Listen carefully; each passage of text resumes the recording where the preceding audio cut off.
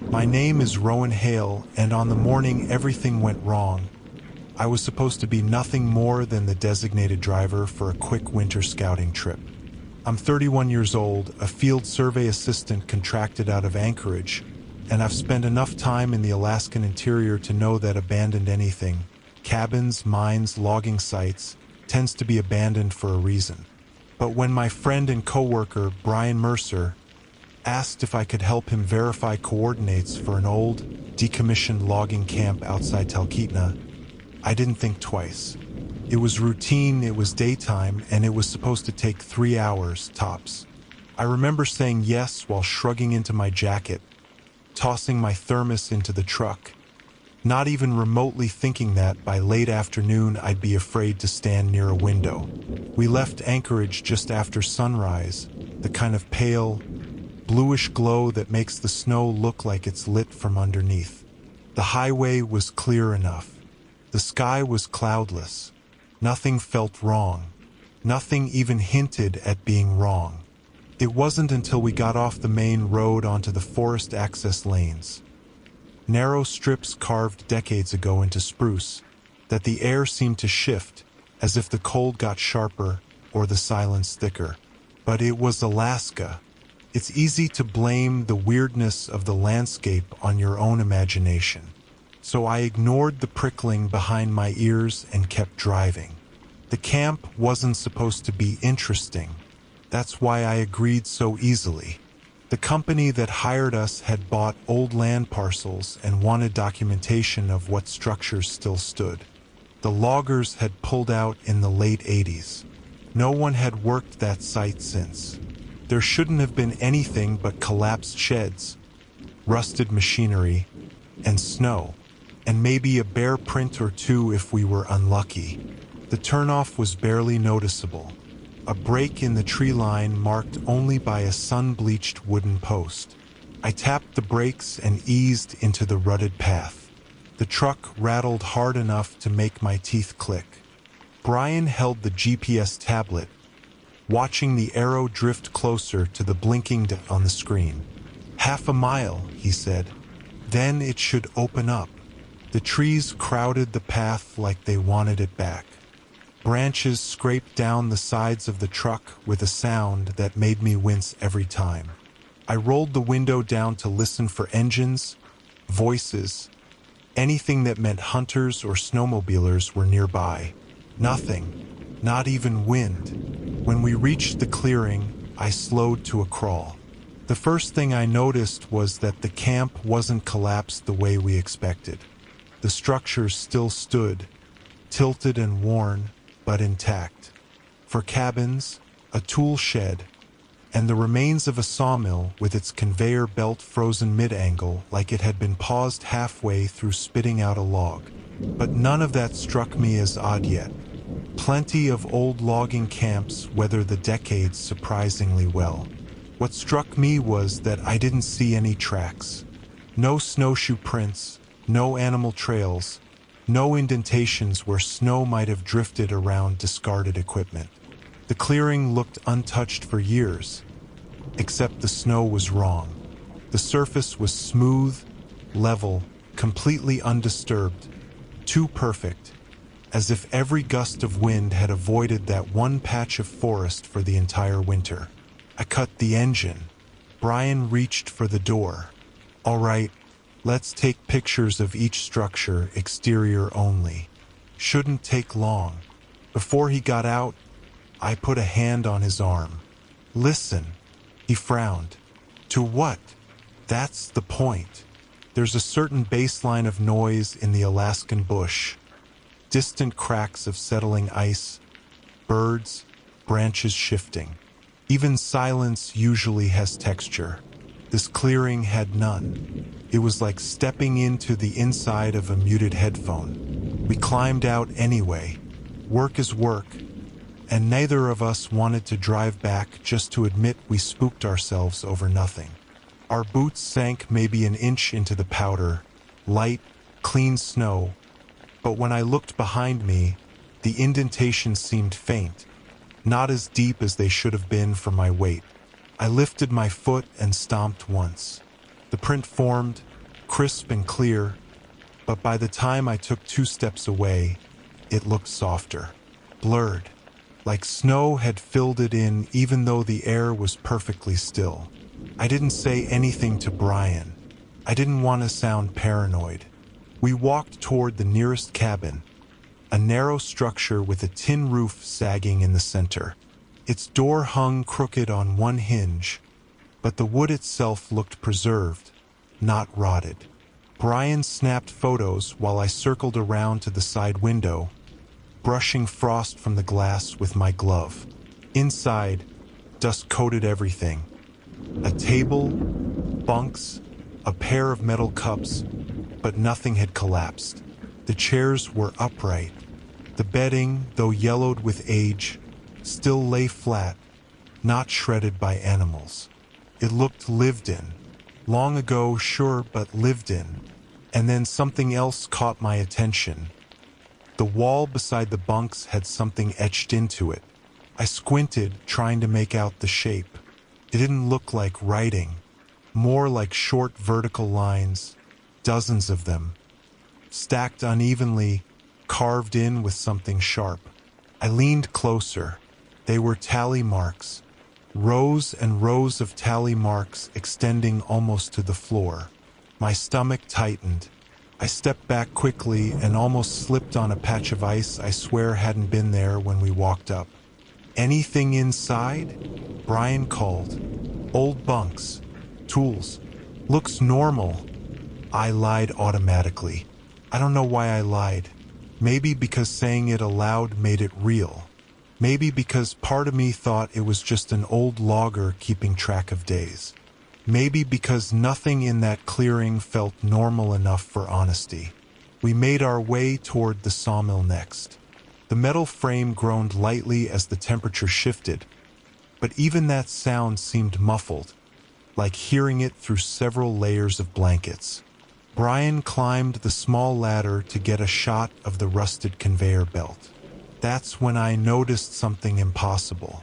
Snow was falling, not from the sky, still cloudless overhead, but from the roofline of the shed, drifting straight downward like sifted flour. I stared at the edge of the metal roof, waiting for a breeze to move it sideways. Didn't. It wasn't snow.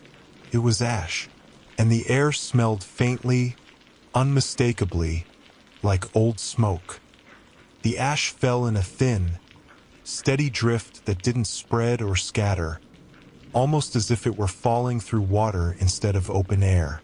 I stepped closer to the shed roof, feeling the cold stiffen my face, trying to understand how ash could be collecting there after decades. Brian didn't see it at first. He was too busy angling the camera at the conveyor, muttering to himself about lighting, about how he wished he'd brought the good lens. When he finally glanced down, he squinted and wiped his glove across the falling flakes.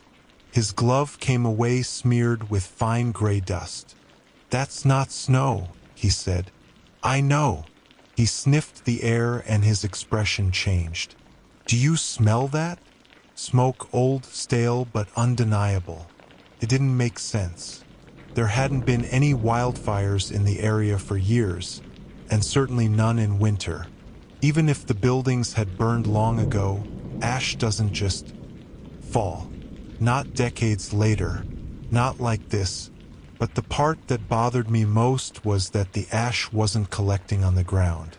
It hit the snow and vanished, as if the powder absorbed it, leaving no evidence behind. "We should check the main cabin," I said. I didn't want to. Every instinct in my chest was telling me not to. But avoiding it didn't seem like an option the longer we stayed in that clearing. If something was wrong, we needed to know what. Brian agreed too quickly. That alone told me he felt it too. The main cabin stood at the northern edge of the clearing, bigger than the rest and built from thicker logs. Its windows were dark, their interiors obscured by frost like clouded eyes. The double doors sat closed but slightly crooked, as if swollen from seasons of freezing and thawing. As we approached, I kept glancing at the snow behind us. Our footprints were fading again, much faster this time. 10 steps away and the depressions were already softening. 15 and they looked hours old. I tried to steady my breathing. "Brian, do you see?" "Yeah," he said before I finished. "I see it." We reached the doors. Brian gripped one handle and pulled. It opened easier than it should have, gliding with barely any resistance, like someone had oiled the hinges yesterday. A faint current of air slipped out, cold, but not winter cold. More like the chill of an unused cellar, a stale, unmoving cold. I clicked on my flashlight and stepped inside. The first thing I noticed was that the interior looked almost untouched. Dust lay in a fine layer over everything, but the furniture stood where it should, aligned and undisturbed. A long table stretched across the center with benches on either side. Old tin plates and cutlery remained in place, as if waiting for workers who never returned. Brian lifted his camera to snap a photo, and I swear the air shifted again. Subtle, just enough to make a hanging lantern above the table sway a fraction of an inch. I looked up. My light caught the lantern's bottom edge moving, trembling almost invisibly. "Do you feel that?" I asked quietly. "No wind," he said. "Exactly." We walked toward the back of the cabin where a small office sat partitioned behind a half wall. Papers were still scattered on a desk, their edges yellowed but readable. A ledger book lay open, filled with neat handwriting. I brushed dust aside with my glove and studied the last written entry. January 19th. Forest quiet this morning. No birds. Men uneasy. Said they heard something moving in the tree line before dawn. No tracks found. Will resume cutting if weather holds. No year was listed, but by the paper quality and ink I guessed late 80s. That was supposed to be the year the company pulled out. I flipped the page, expecting more about equipment failures, payroll, weather conditions. The next page was blank. All of it blank. Dozens of pages, as if whoever wrote the logs had simply stopped mid-thought and walked away without returning. Brian leaned over my shoulder. "Creepy, but not the worst I've seen." "Look at the ink," I murmured. The ink on the last entry looked fresh, darker than the pages before it. Too dark, like it hadn't aged at all. I stepped back from the desk. The air in the room felt heavier. Not dangerous exactly, just thick enough to notice when I inhaled, like the atmosphere was denser inside this cabin than outside. I wanted to leave. Every part of me wanted to leave. "Let's make this quick," I said. "Photos, then we go." We moved around the room, documenting the interior. I kept trying not to stare at the lantern above us. The subtle motion, the occasional stop, the almost imperceptible shift. At one point, as I was kneeling to photograph a stack of rusted lunch tins, I heard something faint, a soft scrape, like wood dragged across wood. I froze. Brian didn't notice. He was bent over the table, focusing the lens. The scrape came again, slightly louder, more deliberate. I turned slowly toward the source. It came from the far corner of the cabin where the bunks stood stacked 3 high. A curtain hung beside them, faded red, separating the sleeping area from the rest of the room. The curtain didn't move, but I could have sworn something behind it shifted weight. "Brian," I whispered. "Stop. Listen." He lifted his head. We waited. First, nothing. Then one sharp creak of a wooden frame settling. But it wasn't random. It was too isolated, too intentional, like someone had put their weight on a single bunk board and then lifted it again. Brian whispered, "Probably just the building cooling." Then why didn't it do that when we first walked in? He didn't have an answer. I approached the curtain, feeling my heartbeat in my palms. My flashlight beam shook slightly, and I forced myself to steady it. When I reached the fabric, I lifted one corner and aimed the light inside. The bunks were empty, but the dust on the floor wasn't undisturbed. A long, faint drag mark trailed from the bottom bunk toward the wall as if something had been pulled, not walked, pulled away from the bed. I followed the mark with the flashlight until it reached the baseboard. The baseboard was discolored, blackened, burned. Brian exhaled behind me. What the hell? Before either of us could say more, something outside hit the cabin wall. Hard. A single, heavy thud that reverberated through the timber like a fist striking a drum. We froze. A second thud followed, closer to the door. Then a third, and the ash started falling again, this time from the ceiling. The ash drifted from the ceiling beams in a slow, steady fall, building on my jacket and glove before melting into nothing. Brian swore under his breath and stepped back toward the table as another hit slammed into the outside wall, closer this time, directly behind him.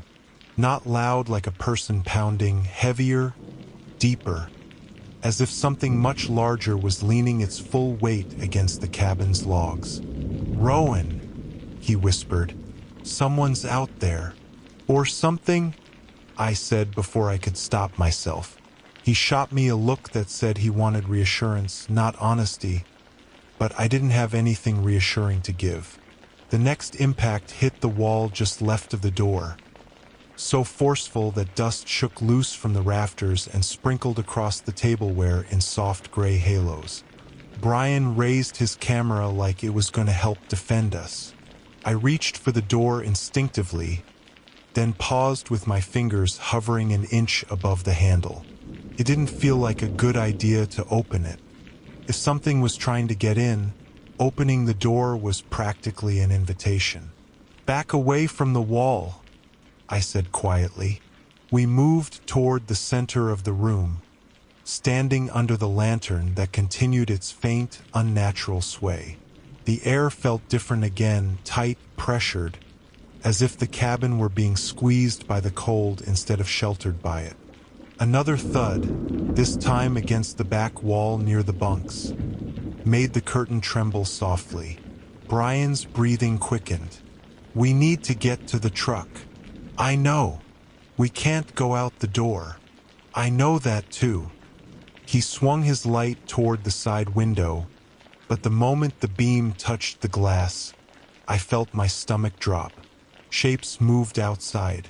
Not people, not animals, just emotion. Indistinct, shifting the way shadows move when clouds pass overhead. But no clouds passed overhead. The sky had been crystal clear since morning. I stepped closer, trying to focus, to understand what I was seeing. The tree line around the clearing seemed darker than before, denser, as if more trees had grown in over the last half hour. Impossible, but the darkness was there, thick and low to the ground, almost like smoke without the movement. The shapes weren't coming from the trees. They were coming from the snow. Little disturbances rippling across the surface. Puffs, soft depressions, the kind made when someone steps lightly but leaves no visible track. The snow looked untouched, yet something was moving across it. Something was circling the cabin. I backed away. "Brian, we need another way out." He didn't answer immediately.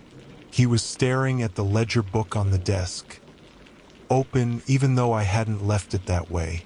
The last page had been blank when I flipped through it earlier.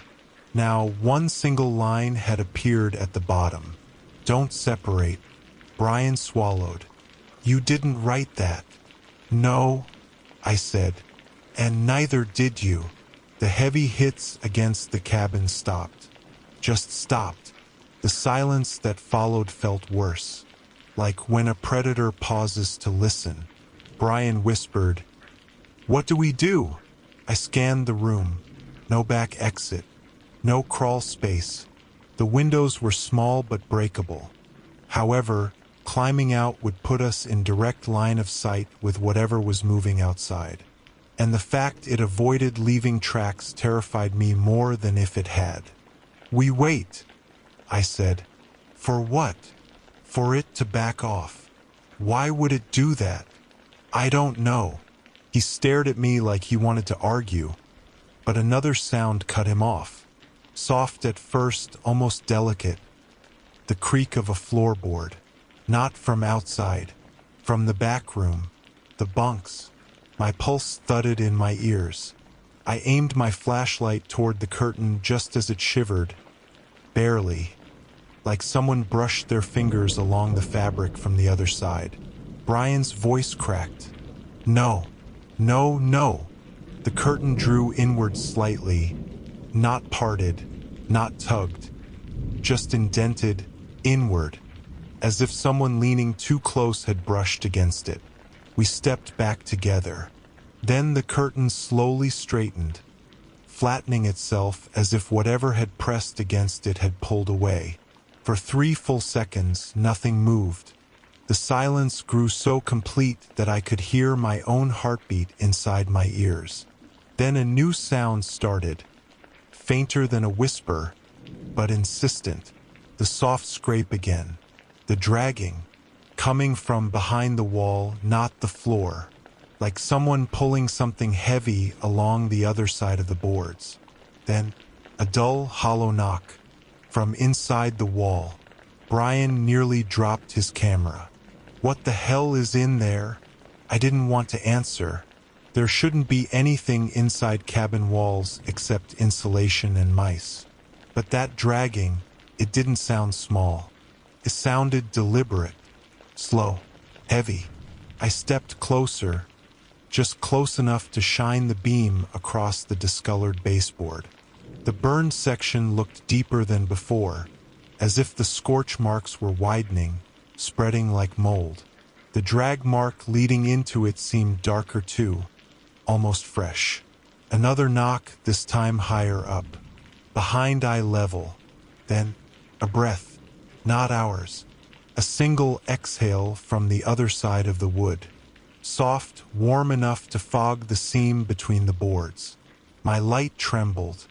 "Brian," I whispered, "we need to leave the cabin. Now." "Door or window?" "Window." We moved fast but quiet, crossing the room in low, crouched steps. The side window was narrow, maybe 16 inches high, but big enough if we angled ourselves.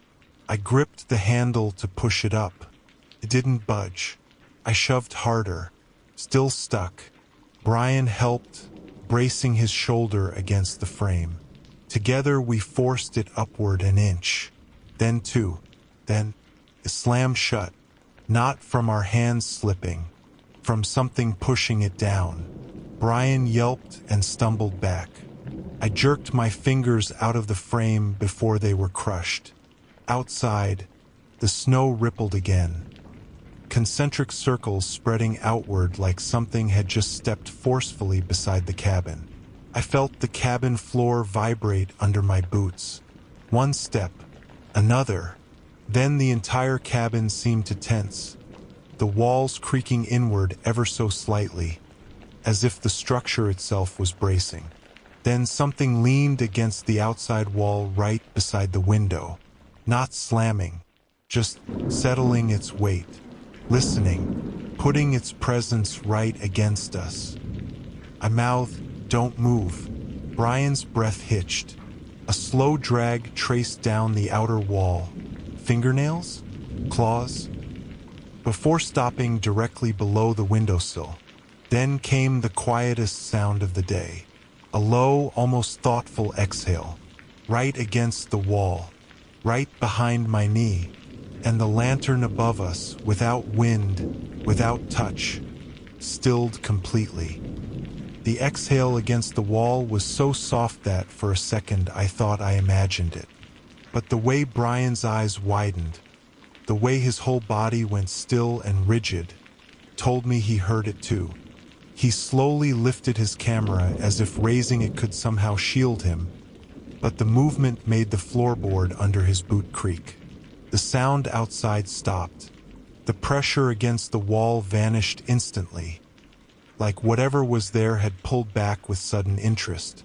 I mouthed, "Don't move." Brian froze, shoulders locked, camera halfway raised. I didn't breathe. My lungs burned in my chest.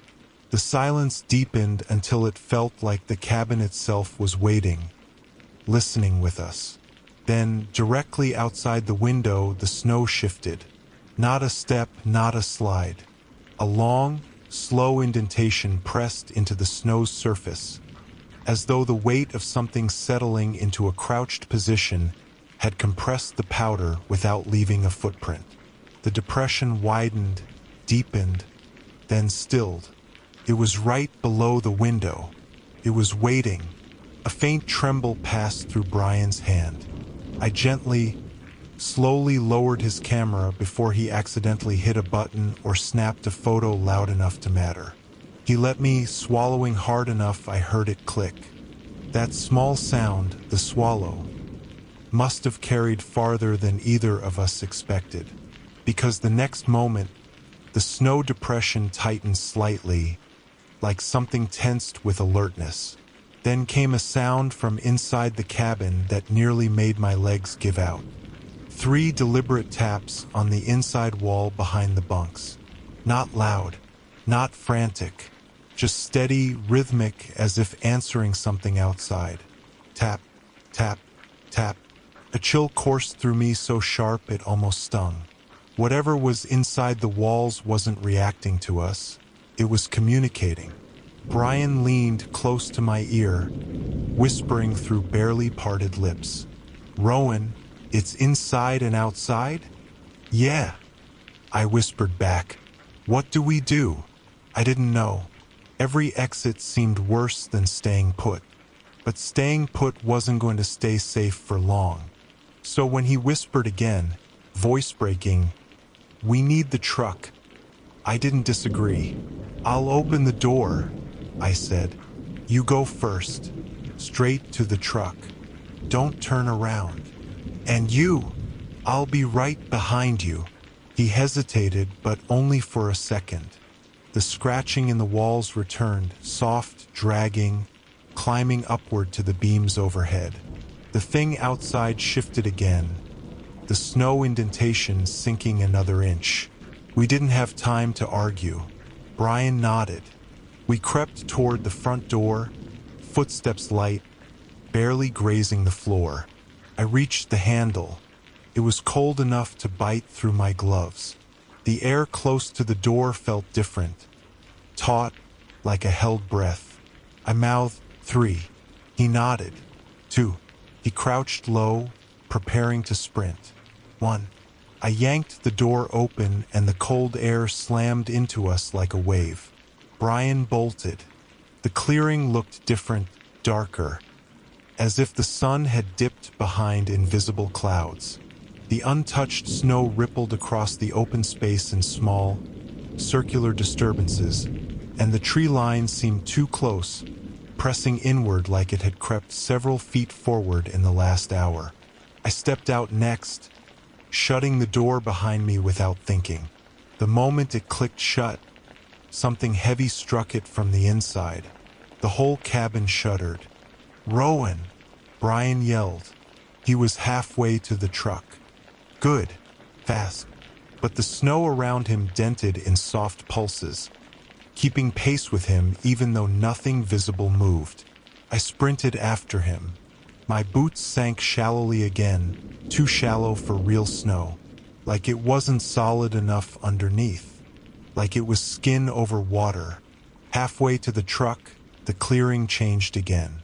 The air didn't just feel cold anymore, it felt occupied. I can't describe it better than that. Felt like running through a crowd I couldn't see. My shoulders brushed nothing but felt resistance. My feet kicked nothing but felt obstacles. Shapes brushed my jacket, light touches like fingertips that weren't physically there. Brian reached the driver's side. I heard the frantic rattle of him yanking the handle. It didn't open. "Unlock it!" he screamed. "I did," I shouted back. I reached the passenger side, grabbed the handle and yanked. Locked. I jabbed the key fob again and again. No chirp, no click, nothing. Then the truck's headlights flickered on by themselves. A second later, the engine cranked. One coughing turn and died.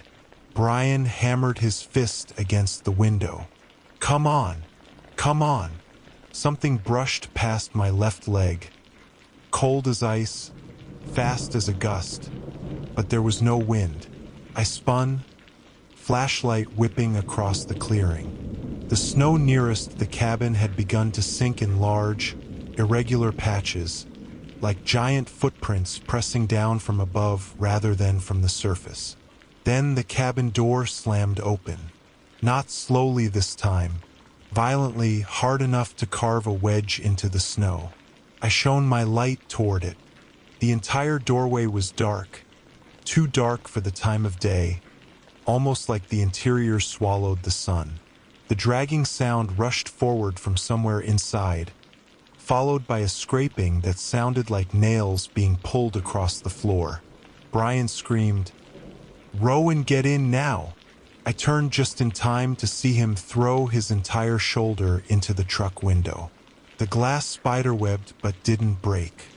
"Move!" I shouted, racing around the hood. "We're wasting time. We can't outrun this," he yelled back, voice cracking with terror. Another long, drawn-out drag pulled across the cabin threshold. The shadows inside seemed to deepen, thickening like smoke. And then, impossibly, the tallies carved into the cabin wall flickered in my mind. Unbidden, dozens of marks etched by someone who counted time not by days, but by danger. "We're not staying here," I said. "We're not ending up like whatever they were counting." Brian looked at me, pale, shaking, desperate. "Then where?" I turned toward the tree line, though everything in me screamed not to. The forest pressed close, dark and suffocating, but it was our only chance. "Into the woods," I said. We cut around the ridge. "There's an old logging road on the far side. They'll follow us. They're already following us." Behind us, inside the cabin, the scraping grew faster. The dragging grew louder. Something began approaching the open doorway. I grabbed Brian's sleeve and pulled hard.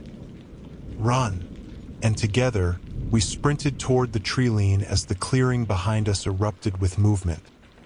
Shapes in the snow, impacts on wood, and something stepping across the cabin threshold with a sound like bones grinding under enormous weight. The snow wasn't soft enough to cushion our steps and not firm enough to support them. Every stride felt like my boots were punching through a fragile crust into something hollow beneath, like the entire clearing was a thin shell suspended over a pit. Brian slipped once, caught himself, and kept running. I didn't dare look back. Every instinct screamed not to, like turning around would slow me just enough for something to catch up. The tree line loomed ahead, a wall of black spruce packed so tightly the branches knitted together like ribs. We reached it, ducking between two trunks just wide enough for us to squeeze through.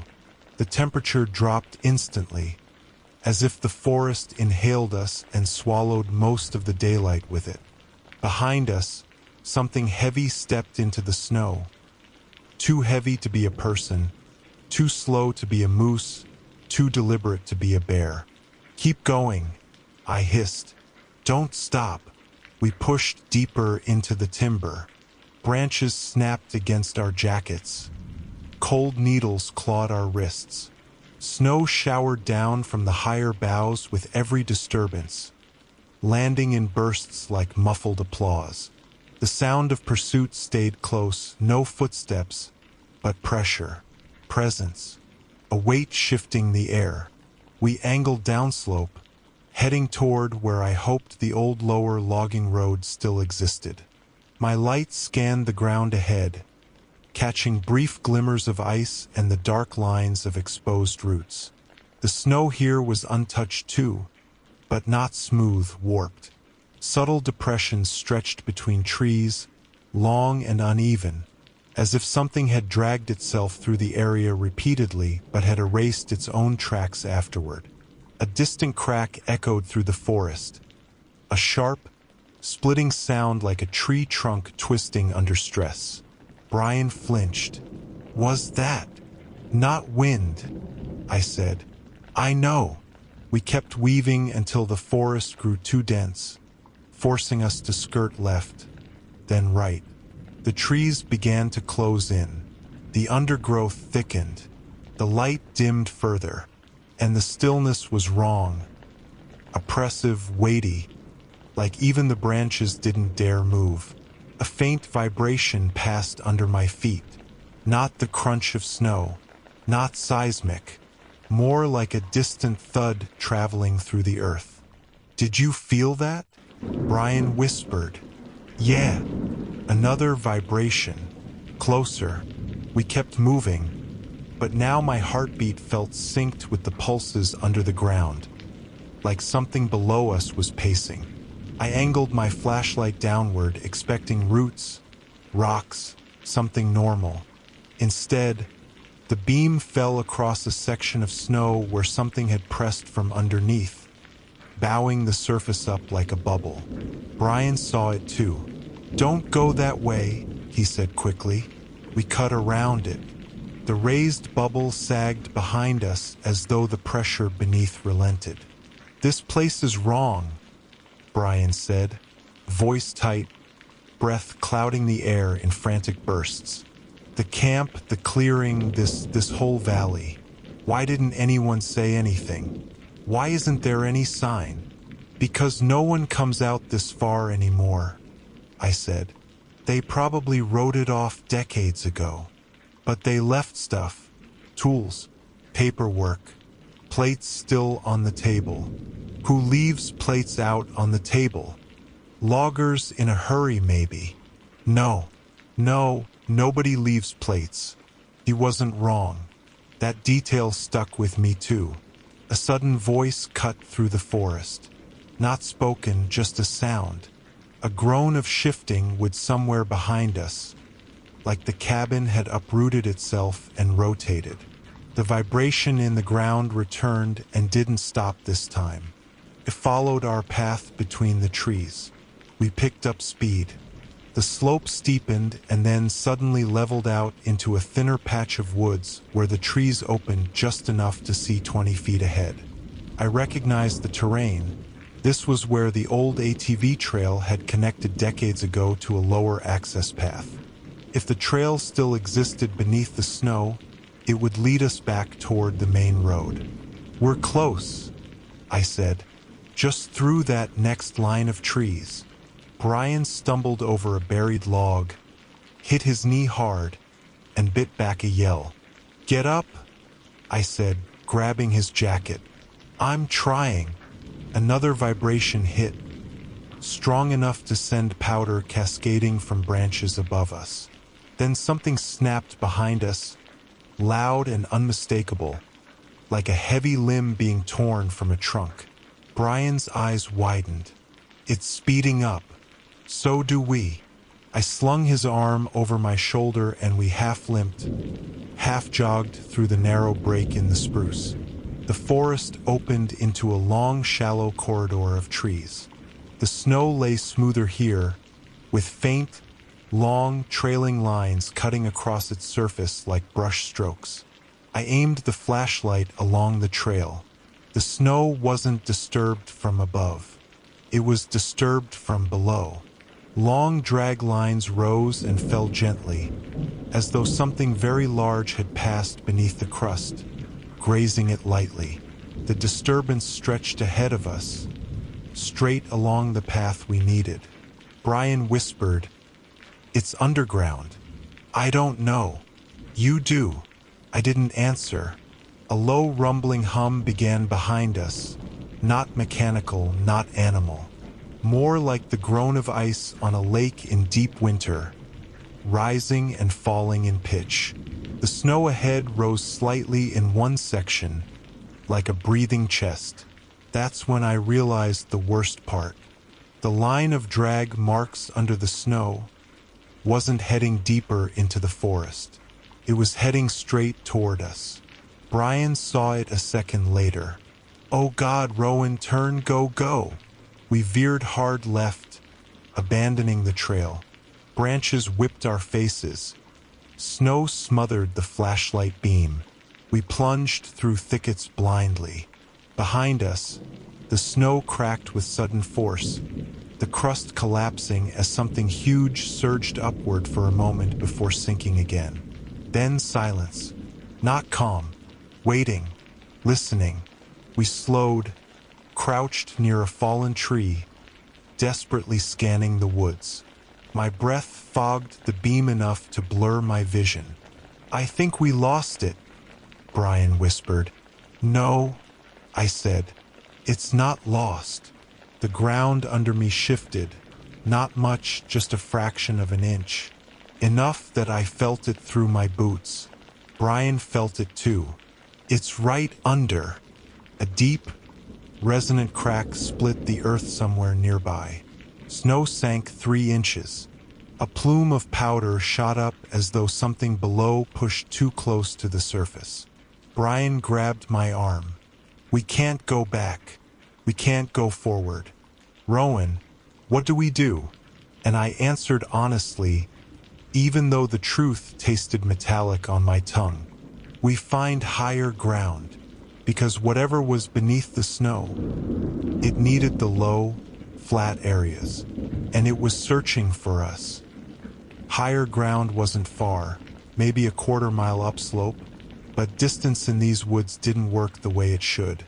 Every 10 feet felt like running through glue, branches grabbing at our jackets, the snow settling too quickly behind us, smoothing over our tracks almost as fast as we made them. It was like the forest refused to remember we were here, and that terrified me more than seeing tracks would have. Brian stumbled again, gripping the side of a spruce to steady himself. The vibration beneath us faded for a moment, not disappearing but drifting sideways, like whatever hunted beneath the snow was circling to cut us off. Every few steps, the faint rumble would come back, sometimes behind, sometimes ahead, sometimes directly underfoot. The forest didn't feel like space anymore. It felt like a throat. "We can't keep running blind," Brian said through gasps. This is a maze. I don't even know if we're going uphill anymore." "We are," I said, though I wasn't fully sure. The incline felt real. My calves burned, my boots angled. But the trees around us were so uniform they could have been repeating. A loud crack echoed from deeper in the valley. A wooden explosion, like a whole tree snapping in half. It rolled through the air with long, slow reverberations. Not natural. Nothing that big breaks clean in winter unless something much heavier than snow is stressing it. "Don't think about it," I said. "Just keep moving." We climbed over a fallen spruce, its trunk splintered with a fresh break, sap still bright and yellow against the bark. Brian pointed at the bright resin leaking out. "That break's new," he whispered. "We need to go." Something thudded below us, so deep the vibration rattled my teeth. Snow puffed upward in a ring around a point 30 feet downslope, like a breath trying to punch through. We scrambled faster. Soon the trees thinned into a rocky incline, slabs of exposed granite poking through the snow like gray knuckles. Higher ground, finally. We clambered up the ridge, boots slipping on patches of ice. Halfway up, I lost balance and fell to my knee hard enough to send pain shooting up my thigh. Brian grabbed my jacket and hauled me forward. Come on. Come on. Don't stop. We reached the top, collapsing behind a cluster of old boulders. The ridge overlooked the clearing far below. Through the dense tree-line we could see patches of pale brightness, the snowfield we'd run through, and the faint square outline of the cabin roof. From this height we couldn't see details, but even from here, something about the clearing felt wrong. Distorted. Too still. Brian whispered, "It's not following. Not up here," I said. "Whatever it is, it needs the low ground, the packed snow." His breathing slowed, but only slightly. "So what now? Ridge Road? Trail? We have no bearings." I shook my head. "We head along the high ground, stay above it, until we find something familiar." "Like what?" he snapped, panic edging into frustration. "Rowan, everything looks the same. We stay moving. And if it decides to come up here, what then?" I didn't have an answer. Before I could pretend to, a new sound rose below us. Not from the trees, from the clearing. It sounded like tearing. Long, wet, and fibrous. Wood? Snow? Earth? Something was opening, splitting, changing shape. Brian and I crawled closer to the ridge edge and peered down through the branches. The clearing's surface was moving. Not everything, just the snow. It undulated in slow, rolling waves like breath under a sheet. The cabin itself leaned a few degrees, its foundation sinking into the shifting ground beneath it. Dark streaks seeped outward from its base, like dirty water or burned soil, mixing with the snow. Brian grabbed my arm. "It's under the clearing, under the buildings." And then he froze, because something emerged. Not a creature, not exactly. More like the shape of something pushing upward, huge, uneven, moving under the snow like a whale under ice. The hum came back, rising in pitch like tension on a rope, until the whole clearing vibrated. Then silence, a long stretch of stillness, and something inside that stillness let me know, without sound or movement, that it knew exactly where we were. Brian pressed himself lower. "Rowan, it's looking for us. It knows we climbed the ridge. It can't see us." "You don't know that." He wasn't wrong. I didn't know what it could sense. A sudden, sharp snap came from behind us on the ridge, something stepping on a branch. We spun. No tracks, no movement, just trees. Did it come up?" Brian whispered. "No," I said. "No, it can't move that fast." "It would've." Another snap. Closer. And this time, something brushed my shoulder. Light, cold, brushing the fabric of my sleeve like a fingertip. I jerked back, heart hammering. My light shot across branches, rock, empty air. Brian whispered, "There's nothing here." But I knew better. It wasn't underground anymore. Not fully. Something had thinned between the world under the snow and the world above it. Thin enough for parts of it to reach higher ground without showing itself. The forest around us went dead quiet. Then, from a spot just 10 feet to our right, an indentation appeared in the snow. Small at first, then pressing deeper until it mimicked a kneeling shape. Not a footprint, not a body, just pressure, like a heavy weight resting in one place. Then a scrape, tiny, delicate, like a fingertip running across stone, right on the boulder beside my leg. Brian choked back a scream. "We have to move," I whispered. He nodded slowly, eyes locked on the indentation.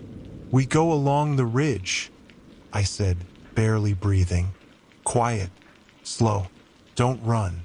Running draws it. But it's right. Don't run. We stood.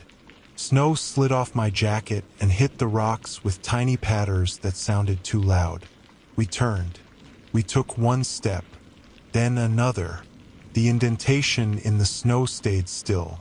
For 2 steps, 3, then a second indentation appeared. Closer, following. Not fast, not slow, just steady, matching our pace, like it had all the time in the world. We kept moving along the ridge, steps small, quiet, deliberate. Every crunch of snow under my boots made my skin crawl. Brian walked beside me, breath shallow, shoulders hunched, eyes fixed on the indentation behind us. Kept pace with eerie precision, like it wasn't walking but gliding, adjusting itself to stay the exact same distance away. A second indentation formed beside the first, then vanished, then reappeared farther left, like something was testing the surface, learning it, as though the ridge was unfamiliar territory and it was experimenting with how much it could rise above the snow without losing whatever advantage the low ground gave it. Brian whispered, "It's getting more comfortable up here." "I know. What do we do when it gets fully comfortable?" I didn't answer. Not because I didn't want to, because there was no answer. All we had was movement. All we had was staying ahead of whatever was tasting the terrain behind us. We walked for maybe 10 minutes, maybe 20. It was impossible to tell time anymore in the dim, choked air under these trees. The ridge twisted slowly left, offering glimpses into the lower valley between trunks. Whenever I looked down, the clearing looked farther away, but also wrong, stretched somehow like the depth had changed. Then I saw something new. Smoke. A faint column of gray rising through the trees below. Too thin to be a fire, too steady to be mist. It didn't drift. It climbed straight upward, perfectly vertical, like something exhaling without wind. Brian saw it too. "That's the camp." "No," I said softly. "The cabin isn't smoking. That's something else." Another indentation formed behind us, this one deeper, sucking down the snow slowly like a weight settling into a chair. Then something cracked the ground below it. Not loudly, just a tiny fissure. But the indentation quivered, then stilled. It was probing, testing how far it could put its mass above the earth without breaking through the crust. Brian's whisper trembled. "Rowan, if it figures out how to stand." "I know." My throat felt tight. We needed a landmark, a cliff edge, a drainage, something to break the monotony of the woods. As we rounded another cluster of boulders, I spotted something. An old survey marker driven into a stump. A rusted metal post, half-eaten by weather.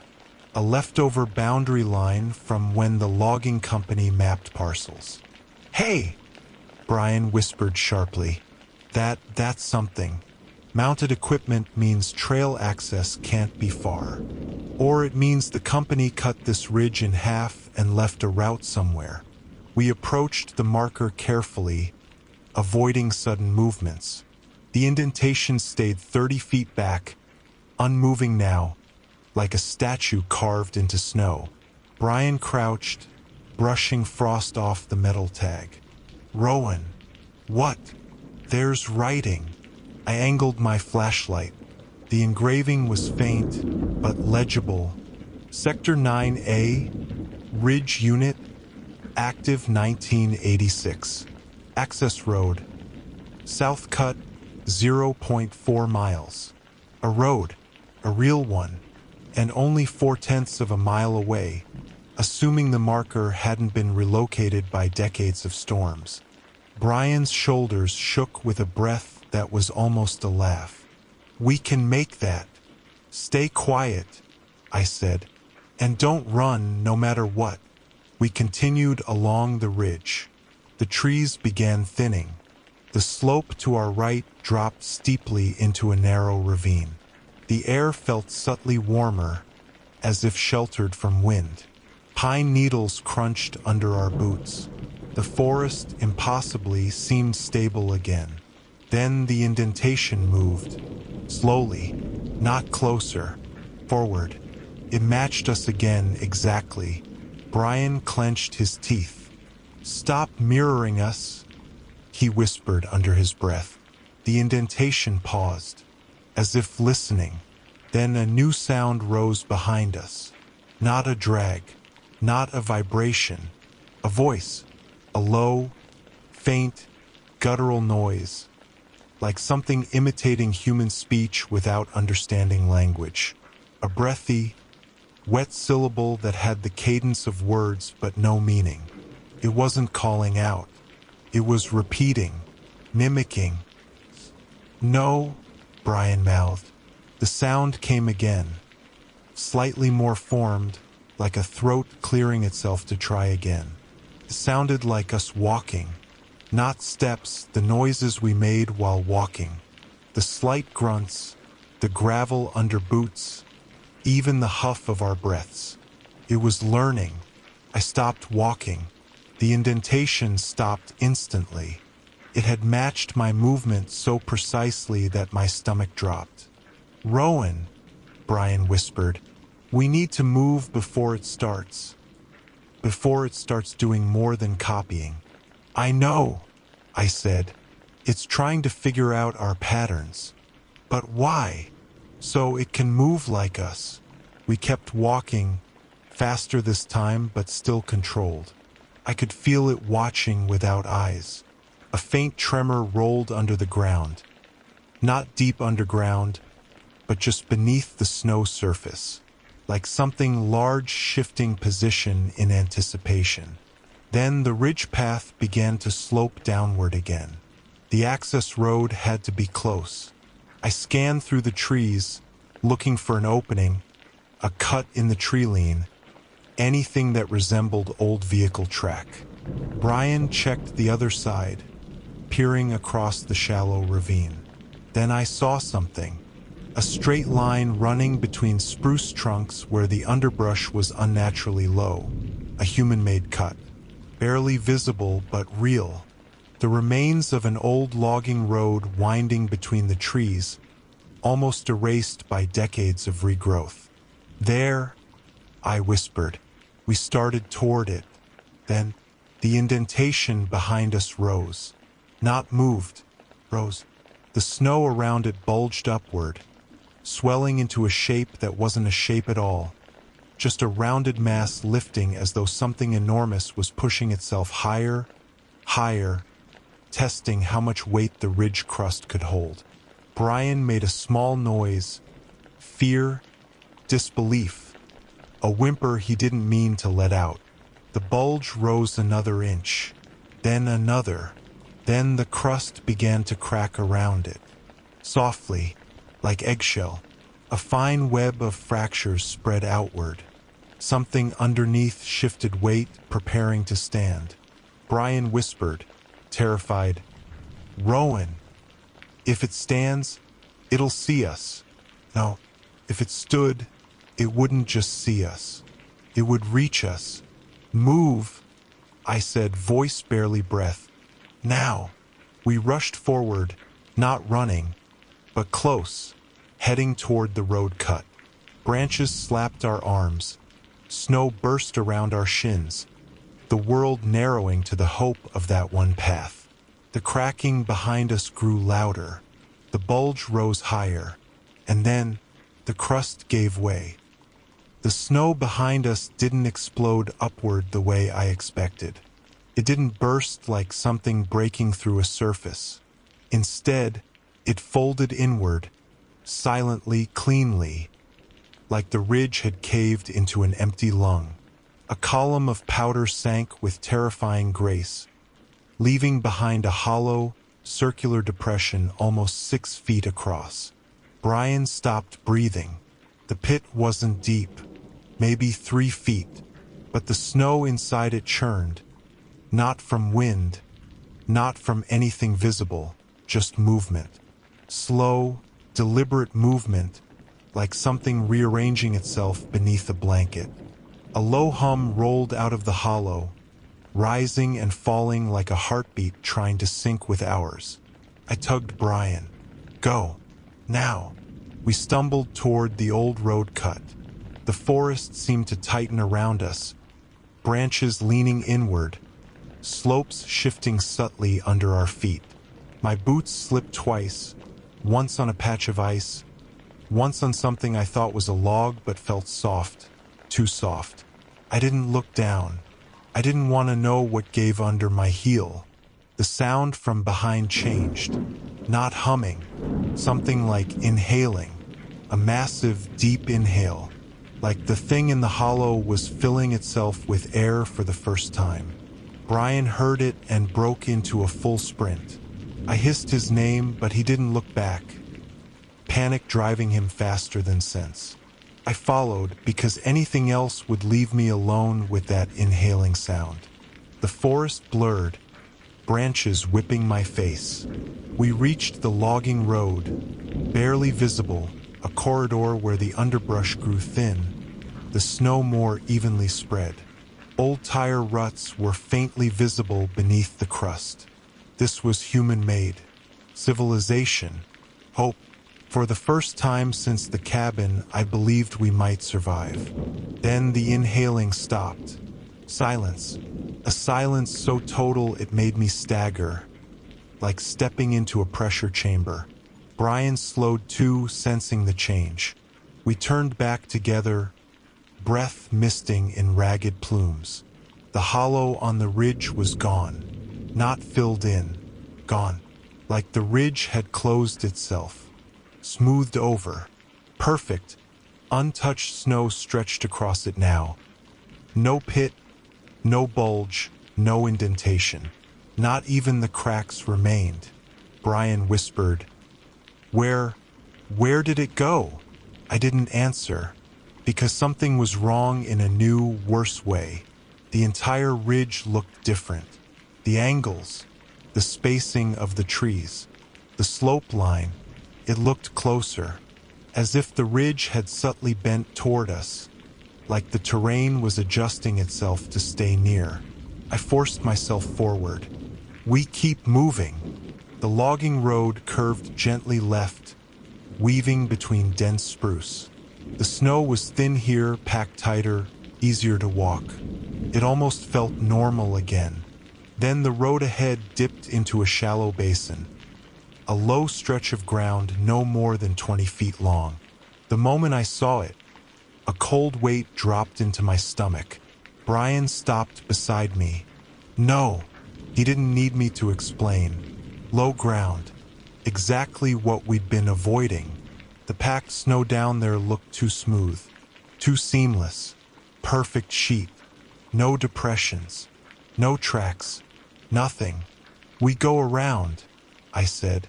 There's no around, Brian said, voice cracking. Both sides are cliffs. He was right. The road had been blasted into the ridge decades ago, leaving steep cut banks on either side 6-7 feet high, too sheer to climb in boots with no ice axes. Behind us, the forest rustled without wind. We can jump it, Brian said. Run fast, leap the middle. It's 20 feet long. Then we don't touch the ground. Just leap wide. Brian, he turned to me, face pale, eyes bloodshot from cold and fear. Rowan, if we stay up here, it's gonna come back. And next time it won't hide under snow. He had a point. Terrible one. I scanned the slope again. The banks weren't vertical everywhere. On the left side, near the midpoint of the basin, the cut dipped into a gentler angle. Jagged roots and rock protrusions stuck out, maybe climbable, but barely. We can drop in, I said. Run across as fast as we can. Climb that side. Brian stared at the incline. We'll freeze up halfway. We don't have a choice. Behind us, the trees creaked. One slow, bending groan, like something nudging a trunk with its weight. That settled it. We slid down into the basin, boots crunching onto the perfect snow. The moment my foot touched it, a pulse traveled through the ground, soft but unmistakable, like a ripple in a drum. Brian looked at me in terror. It felt that. Run. We sprinted across the basin. Halfway through, the snow behind us distorted.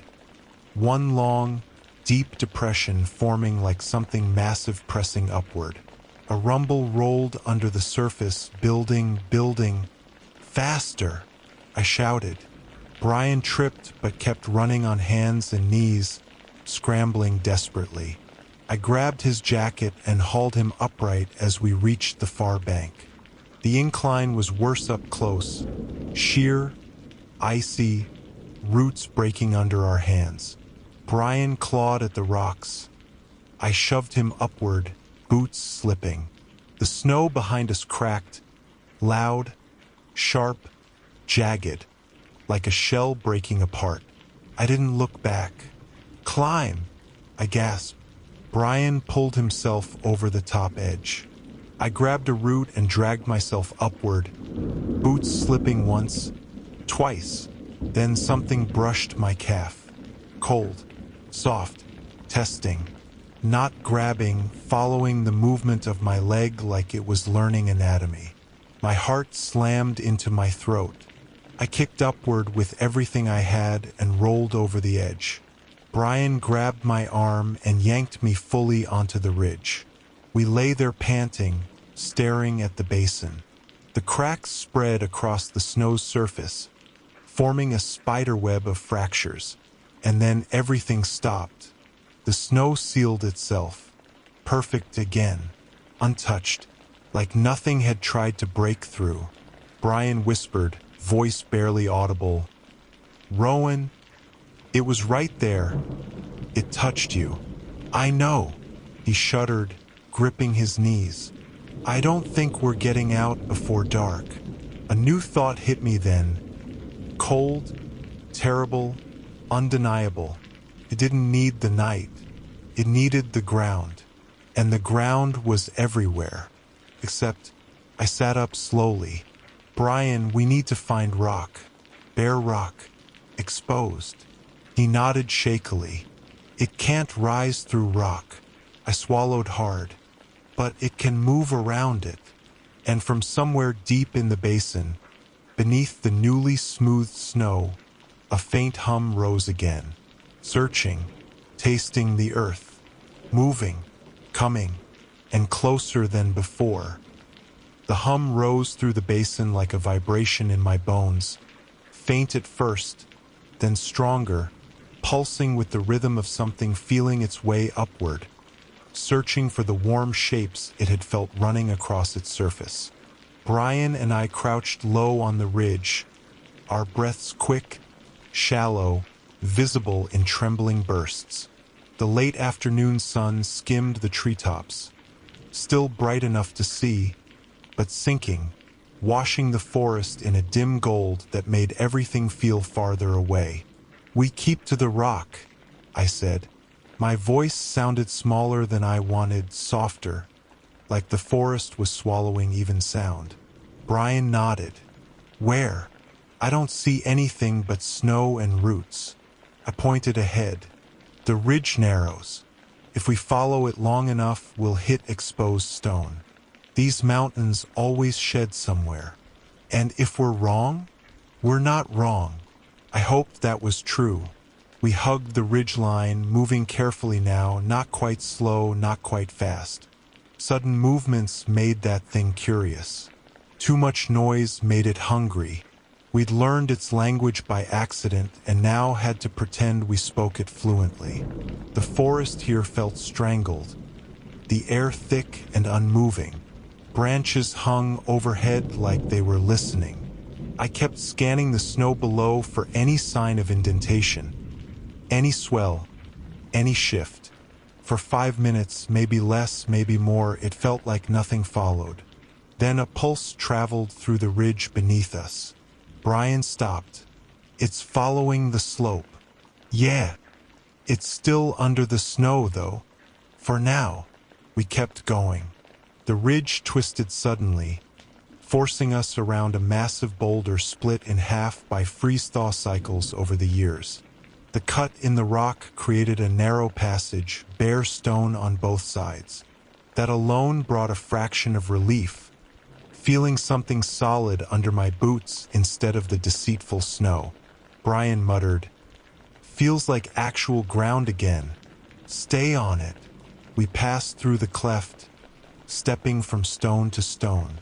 The hum behind us dimmed a little, as if the thing beneath the earth hesitated, uncertain how to approach the rocky spine beneath us.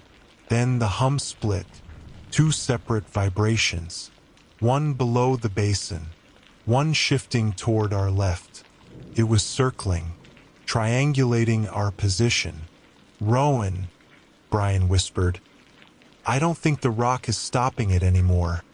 It's slowing it." That's not the same. No, it wasn't. Ahead, the trees parted slightly, the ridge widening into a jagged stone shelf jutting from the hillside. Bare granite stretched between patches of thin snow, the first real break in terrain we'd seen since the clearing. "There," I said, "we make for that. If we stay on exposed rock, it can't come up right beneath us. What if it goes around? Then we keep moving before it figures out how." We stepped onto the shelf. The ground, solid rock, felt different beneath my boots. Static, stable, like a lifeline. We followed the stone stretch, weaving around jutting formations, some as tall as us, others low, flat slabs. The ridge knife-edged ahead, narrowing into a steep drop on one side. The terrain forced us higher, which was good. Brian exhaled shakily.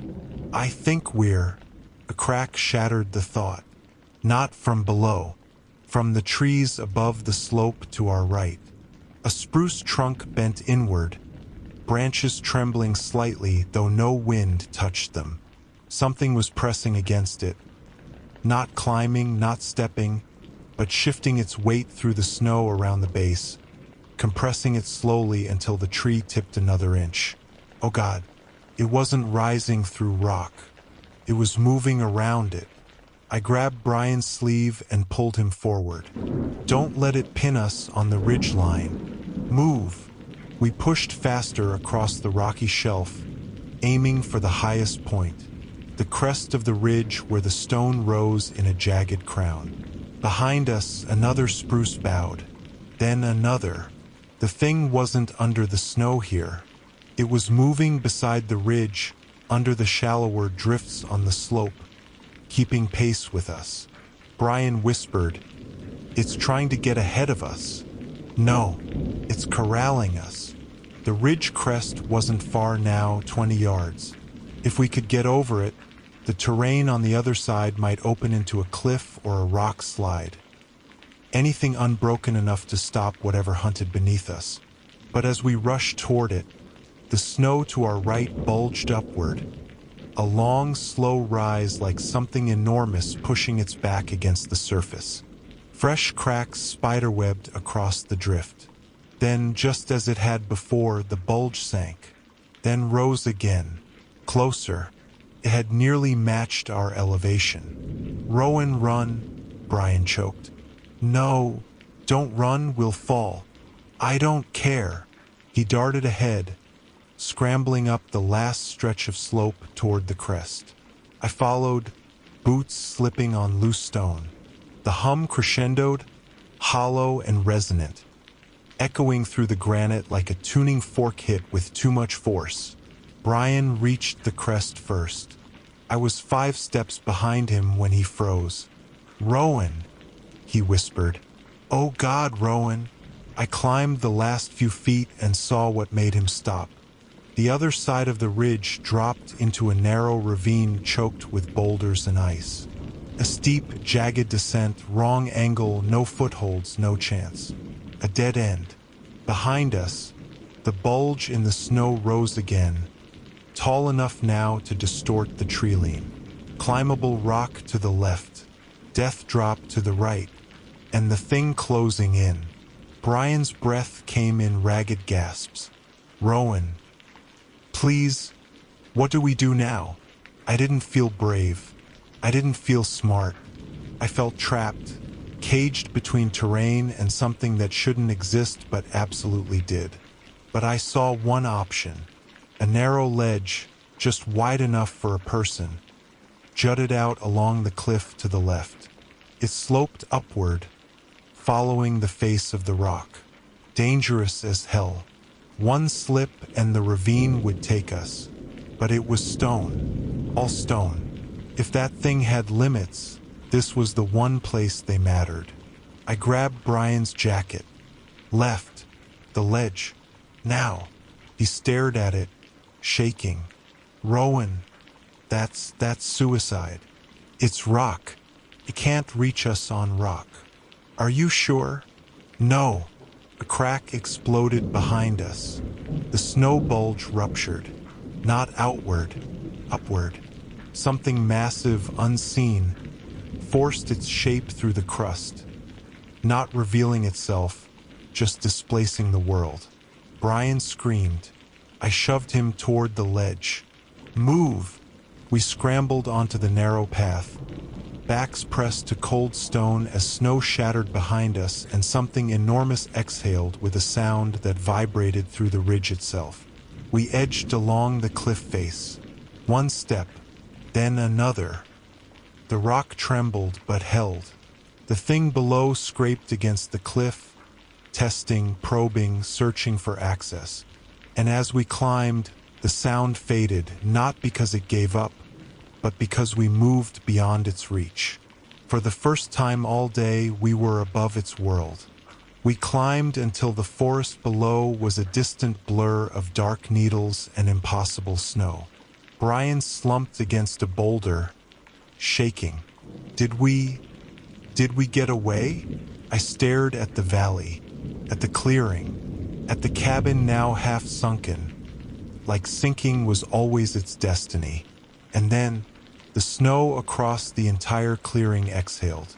A wave of powder lifting gently, like breath rising through a sheet, as if the whole valley had just realized where we'd gone, and was considering its next move. This isn't over. It never was.